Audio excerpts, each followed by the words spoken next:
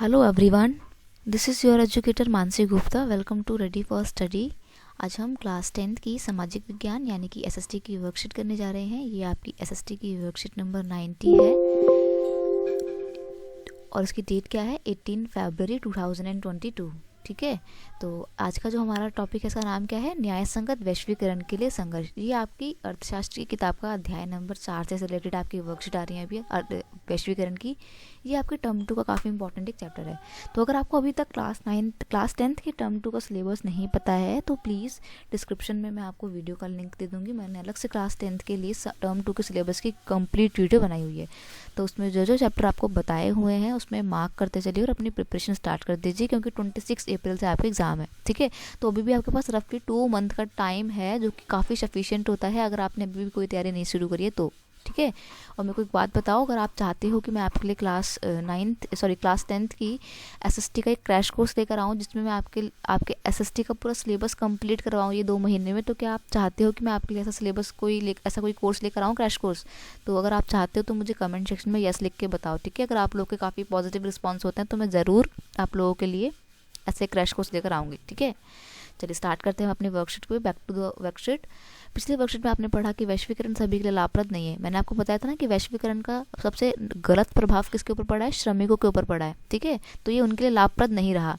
शिक्षित, कुशल और संपन्न लोगों ने, संपन्न मतलब अमीर लोगों ने, वैश्वीकरण से मिले अवसरों का लाभ तो उठाया है, लेकिन दूसरी तरफ हम देखते हैं कि जो आपके श्रमिक वर्ग है ना, उसको इस लाभ में हिस्सा नहीं मिल पाया है। क्योंकि वैश्वीकरण अब एक सच्चाई है। देखो, वैश्वीकरण को तो हम नहीं खत्म कर सकते। वैश्वीकरण अब आ गया है तो उसको वापस तो नहीं भेज सकते कि भाई जा तू चला जा वैश्वीकरण, नहीं, ऐसा नहीं कर सकते हम।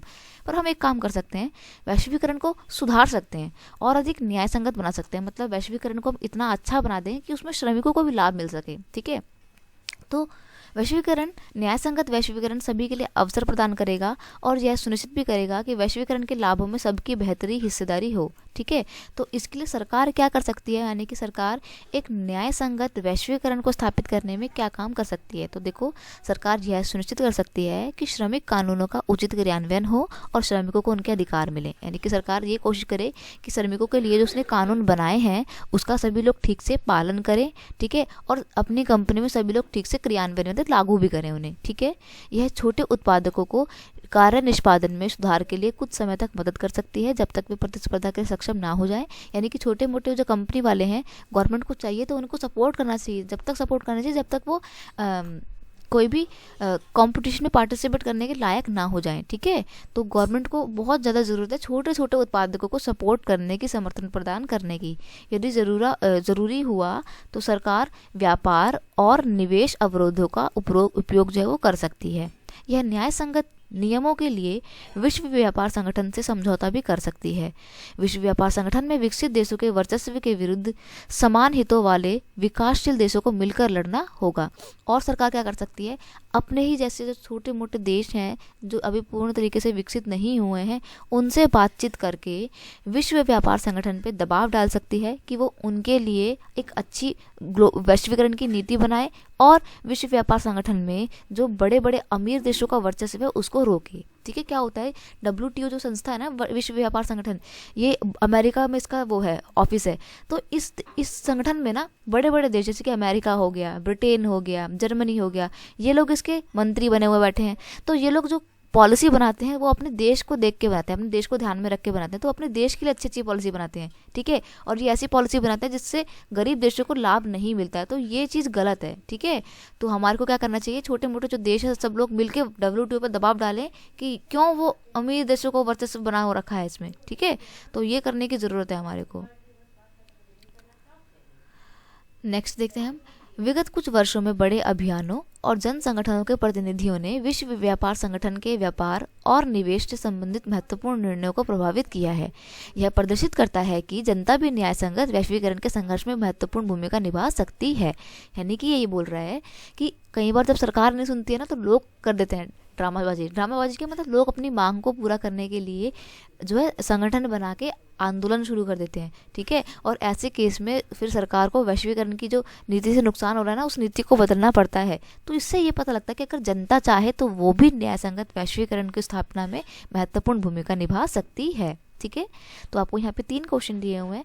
तो जो क्वेश्चन नंबर 3 है ये आपका एमसीक्यू फॉर्म में क्वेश्चन है, तो मैं आपको यही बता देती हूँ। वैश्वीकरण ने जीवन स्तर के सुधार में सहायता पहुंचाई है, तो सही विकल्प का चयन कीजिए। देखो सही विकल्प का कि वैश्वीकरण ने जीवन स्तर में सुधार किया है, लेकिन किसके? सभी लोगों के? तो बिल्कुल नहीं, सभी लोगों के लिए थोड़ी किया है कोई। विकसित देश के लोगों के लिए, विकासशील देश के श्रमिकों के लिए, उपयुक्त में से कोई नहीं। तो यहाँ पे ऑप्शन नंबर 2 बिल्कुल ठीक है कि जो अमीर देश हैं और अमीर देश के जो लोग हैं उनको ही तो लाभ मिल रहा है। भारत जैसे गरीब देश को इसका क्या लाभ मिल रहा है? यहाँ के श्रमिकों को तो भाई नौकरियां खोनी पड़ रही हैं। तो ये तो गलत हो ना हमारे साथ। तो ऑप्शन नंबर 2 पे टिक करना है कि हमारे जीवन स्तर में सुधार नहीं आया, सिर्फ अमीर देशों के लोगों के में आया है। 2 क्वेश्चन है आपके, देखिए ये आंसर उनके। वैश्वीकरण से मिले लाभों में श्रमिकों को न्यायसंगत हिस्सा मिले, इसके लिए सरकार क्या कर सकती है? तो भाई सरकार क्या कर सकती है? सरकार यह सुनिश्चित कर सकती है कि श्रमिक कानूनों का उचित क्रियान्वयन हो और श्रमिकों को अपने अधिकार मिले। ठीक है, सरकार स्वतंत्र और निष्पक्ष रूप से वैश्वीकरण के नियम और कानून बना भी सकती है और लागू करवा सकती है। ठीक है। क्वेश्चन नंबर 2 है वैश्वीकरण का प्रभाव एक समान नहीं है, इस कथन की व्याख्या करें। ये काफ़ी अच्छा क्वेश्चन है, इंपॉर्टेंट भी लग रहा है मुझे तो। ठीक है, तो देखो वैश्वीकरण का प्रभाव एक समान नहीं है, इससे शहरी क्षेत्र के कुशल और पेशेवर लोगों को ही फायदा हुआ है, अकुशल लोगों को नहीं। अकुशल मतलब जो स्किल्ड लेबर नहीं है उनको। कृषि की तुलना में उद्योग और सेवा क्षेत्र ने वैश्वीकरण से बहुत कुछ हासिल किया है। मतलब वैश्वीकरण जब से आया है तब से औद्योगिक क्षेत्र का यानी कि इंडस्ट्री का, और जो आपका श्रमिक वर्ग है, सेवा क्षेत्र जो है, सॉरी थर्ड सेक्टर जो है, टर्शियरी सेक्टर, उसका विकास हुआ है। लेकिन एग्रीकल्चर में कोई सुधार नहीं हुआ है। इससे घरेलू उत्पादकों और औद्योगिक मजदूरों पर बहुराष्ट्रीय कंपनियों को तो लाभ हुआ है, लेकिन छोटी मोटी जो कंपनियां जैसे कि बैटरी की, कैपेसिटर की, प्लास्टिक बनाने की, है ना, प्लास्टिक के खिलौने की, टायर की और डेयरी प्रोडक्ट की, डेयरी उत्पादों से के छोटे मोटे सामान को बनाने वाले जो उत्पादक है ना, इससे वो बहुत बुरी तरीके से प्रभावित हुए हैं। क्यों? क्योंकि वो भारी प्रतिस्पर्धा का सामना नहीं कर पा रहे हैं, है ना। उनके पास इतना पैसा नहीं है कि वो अच्छी अच्छी टेक्नोलॉजी बना के अपना सामान सस्ते में करके बेचे, नहीं, हाथ से बना के बेचते हैं, इसलिए महंगा बेचते हैं। तो ये सब दिक्कतें हैं जो आज भी भारत के श्रमिक वर्ग फेस कर रहा है।